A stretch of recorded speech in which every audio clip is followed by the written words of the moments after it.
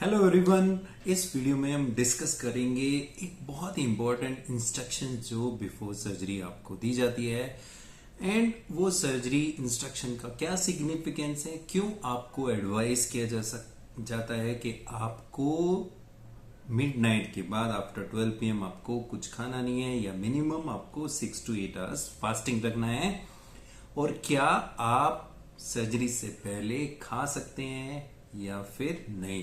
ये बहुत common instruction है। जो भी कोई सर्जरी रहती है, पर्टिकुलरली अगर जनरल एनेस्थीसिया में हो या फिर रीजनल एनेस्थीसिया में या फिर अंडर सिडेशन हो, उनको ये इंस्ट्रक्शन दिया जाता है कि आपको मिडनाइट के मतलब रात के 12 बजे के बाद आपको सुबह में कुछ नहीं खाना है, even not to drink anything, not even water. ये क्यों दिया जाता है? क्या इसका साइंटिफिक रीजन है? हम ये डिस्कस करते हैं। Minimum 6 hours solid food and 2 hours fluid, आपको लिक्विड जो है ये अवॉइड करना रहता है। उसका रीजन है कि एस्पिरेशन निमोनिया नहीं हो। एस्पिरेशन निमोनिया का मतलब है लंग्स डैमेज नहीं हो।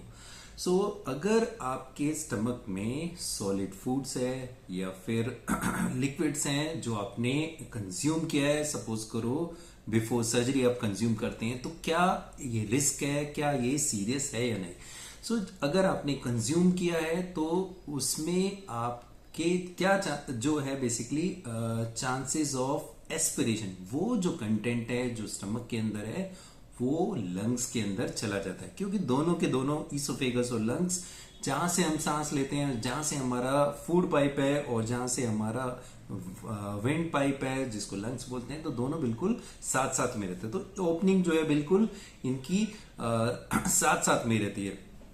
तो क्या होगा कि अगर फूड अंदर है, वो प्रॉपरली डाइजेस्ट नहीं हुआ है, मिनिमम उसको 6 to 8 आवर्स लगते हैं। इसके लिए 6 to 8 आवर्स आपको मिनिमम फास्टिंग रखना पड़ता है। वो फूड अंदर लंग्स के अंदर चला जाएगा। वो क्यों चला जाएगा? क्योंकि आप जैसा एनेस्थीसिया है, जनरल एनेस्थीसिया में क्या होता है कि आपके सभी रिफ्लेक्सेस रिलैक्स होते हैं। आप ब्रीथ खुद नहीं कर सकते है। उसको ब्रीदिंग के लिए आपको एक एंडोट्रेकियल इंटूबेशन या एंडोट्रेकियल ट्यूब, जो एक स्पेशल ट्यूब रहती है, वो इंसर्ट की जाती है, जिसके थ्रू ही आपको सब ऑक्सीजन और बेसिकली ब्रीथ करते हैं। अगर स्टमक के अंदर फूड कंटेंट हुआ तो वो लंग्स के अंदर चला जाएगा, क्योंकि आपके रिफ्लेक्सेस पे कोई कंट्रोल नहीं है, आप कंप्लीटली रिलैक्स्ड है। ये रीजन है कि आपको जो है और एस्पिरेशन निमोनिया जो होता है that can damage to lungs, वो ब्रीदिंग में प्रॉब्लम करेगा, लंग डैमेज करेगा। वो प्रिवेंशन के लिए आपको ये एडवाइस दिया जाता है।